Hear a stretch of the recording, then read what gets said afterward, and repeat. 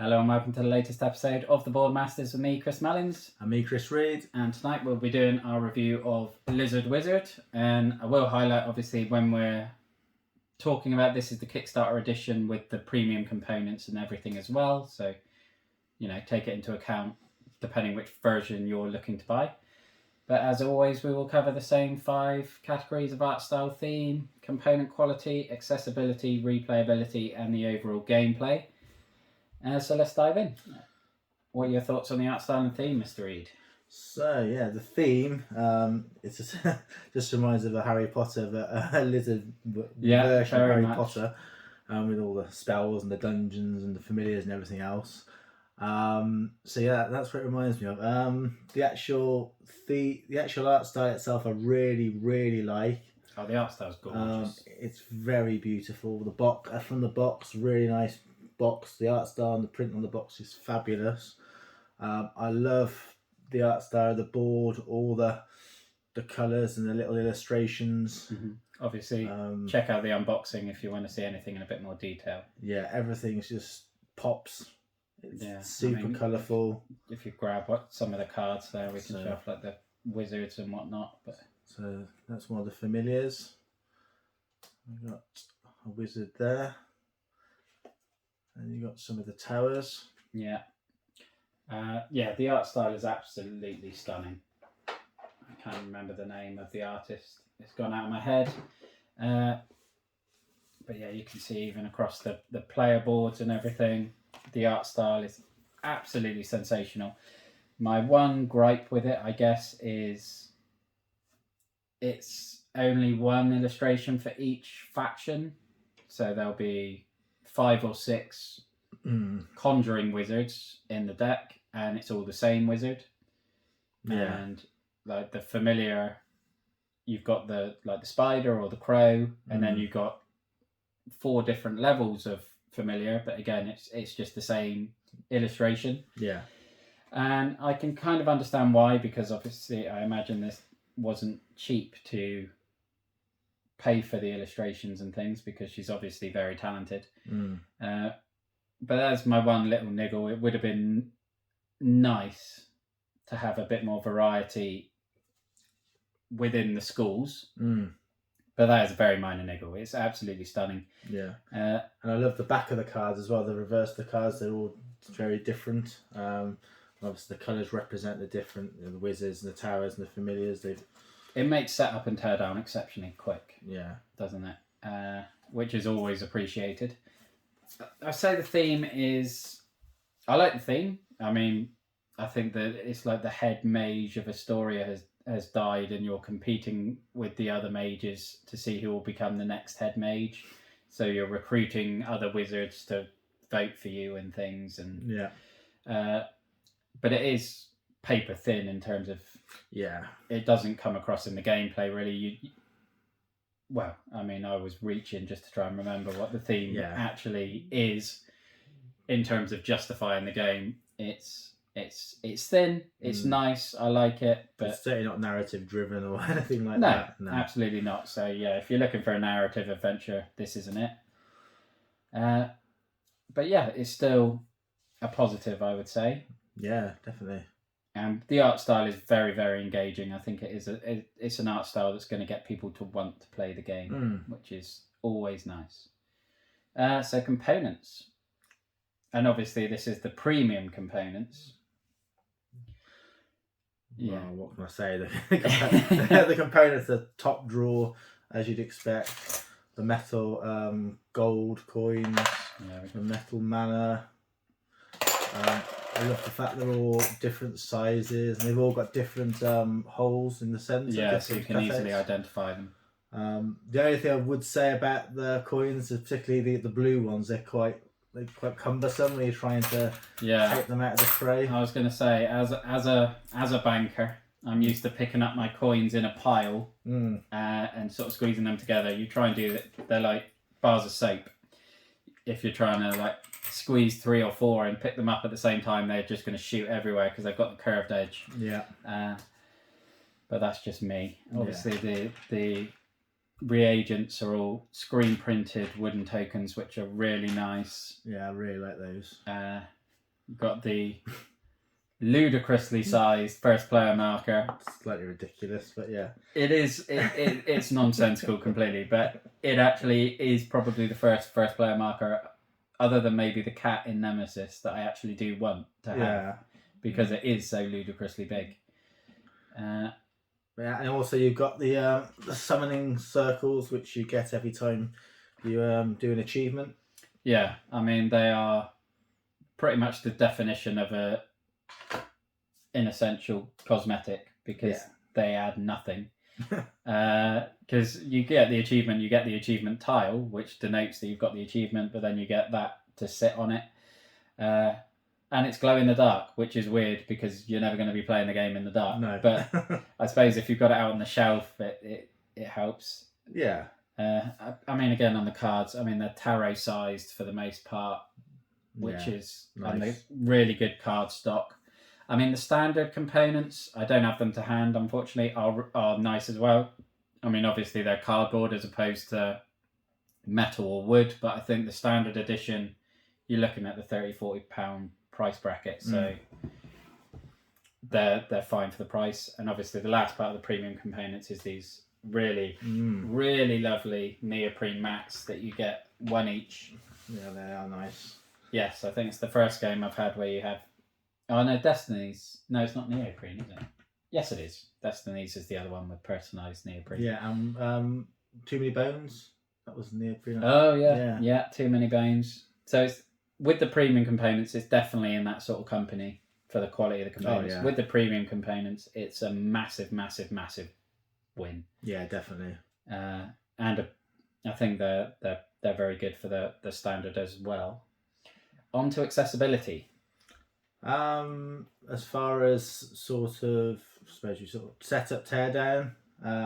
Massive win. Massive win. Once you've sort of like segmented all the money, and once you've segmented these tokens into their compartments, it's so easy to set up and tear down. I mean, the insert in this game is fantastic, and I probably have uploaded a video by the time this goes live of talking about inserts and how big a difference they can make, and this is probably the first game that's really highlighted it to me. I mean, Roll Camera's got a great insert, but it's fairly small game anyway, so it probably wasn't as noticeable with that. But I think In Too Deep obviously has no insert. No. It's just everything in bags, and it takes an age to set up and tear down. And then you come to this with a proper insert. Evening, mate. Yeah. And it makes a massive difference. Yeah, for sure. I think, especially the games with lots of components, to have those, quality inserts with the game. I think that's the way forward, really, with board games. It should be. It should really be a must for anyone who wants a successful board game, in my opinion, because just getting it to the table in 5 minutes is amazing.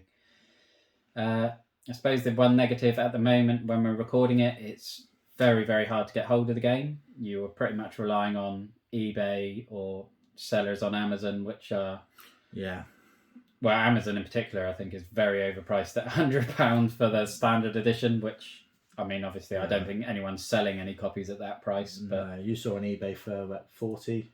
40 for the Kickstarter edition and 100 with the premium components, which is fair. That's pretty much what I paid. But yeah, it will come to retail stores in terms of the retail board game stores, but it's going to be a couple of months, I think. As far as how the easiness to learn of the game, I think that's a massive win. It's probably one of the very few games that I myself personally have sort of picked up after 1 or 2 playthroughs very quickly. I think it's a lot like many of the games we've done before, whereby it's relatively easy to learn but hard to master. Yeah, learning the interplay and how to get the points and to win the game is the tricky bit, where Mr. Brown is going to dominate us. As always, as he did in Too Deep. It's very much his specialty. But yeah, the actual mechanics of the game flow really nicely. It's really quick turnaround because it's only one action per person. Yeah. So learning it is inherently quicker because you're not sat there for ages waiting for your turn. no downtime really at all. No. I mean, we were like thundering through the games, weren't we, last week? Oh, the yeah. three of us. Yeah, definitely. So I think accessibility is a big win, particularly once the game is available in wide retail. Yeah. I suppose that's the only negative at the moment, but you can't mark the game down for that, in my opinion. Replayability? Yeah, tons of replayability, particularly on a 3-player, which I do think this game works best at. Yeah. Particularly with the auction function. And obviously the dungeon cards, which we haven't really talked about yet.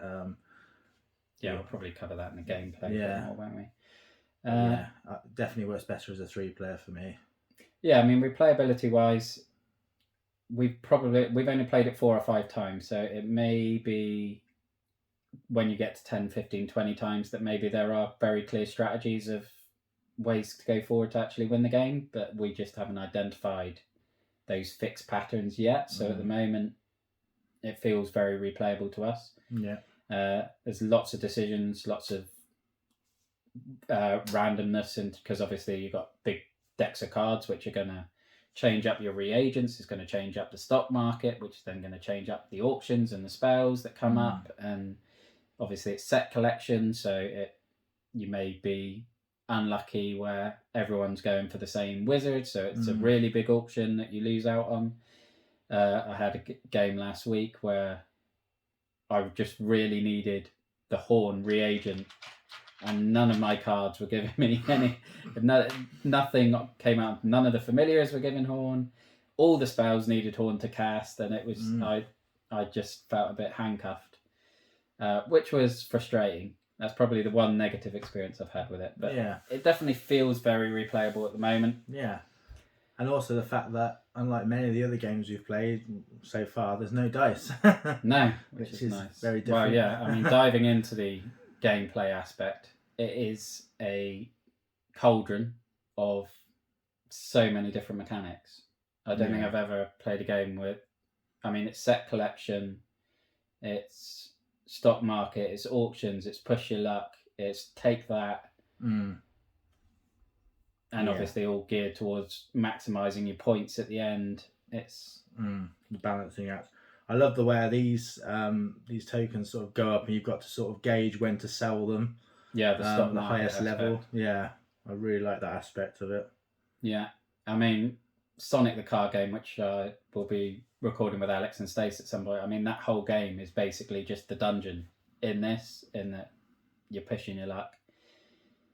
So I don't think any of the mechanics on their own are necessarily strong, but there's so many and they're so diverse and they're all so different that every turn almost feels like a different game in a way, because you're doing something drastically different, and I think that's where the game does shine for me. Yeah. Other than the components and the art, obviously. But yeah, I think it's a massive win for the gameplay. Yeah, for sure. Can't fault it, really. Gameplay. Okay. So scores on the doors. This is going to be a tricky one, I think. There's not many faults with it. I would probably be inclined to give it a 9, because I love a narrative game, and this isn't it. The theme justifies the game, but little else. And I did have that experience where I felt handcuffed because I couldn't get the one reagent I needed to actually do anything on the board, because it was the most valuable one to sell. I didn't have it. It was the one you needed for all the spells, so I couldn't get any spells. And I don't know if that was just a fluke of luck, in that it happened that all the spell cards all needed one particular reagent, and all my reagent cards didn't have it. Yeah. So it may have just been a freak occurrence, but it did stick out for me. But yeah, the components are stunning. The gameplay's great. It's really easy to set up and tear down, easy to learn. Yeah, I'm going to go 9.5. Again, for reasons Chris just highlighted. The big win for me here is the component quality and the gameplay. I do like the art style as well. So yeah, I've got to go 9.5. There's very little I don't like about it. So yeah, that's where I'm at with it. Yeah, I'd probably knock off half a point if you get in the retail version. Yeah, that's true. But then I suppose if you get in the retail version, you're paying 30 to 40 quid instead of £100, so it probably does even out. But yeah, that is Lizard Wizard by Forbidden Games, which is very, very popular on this table at the minute. And yeah, next we will be moving on to Petrichor, I believe. Yes, another biggie.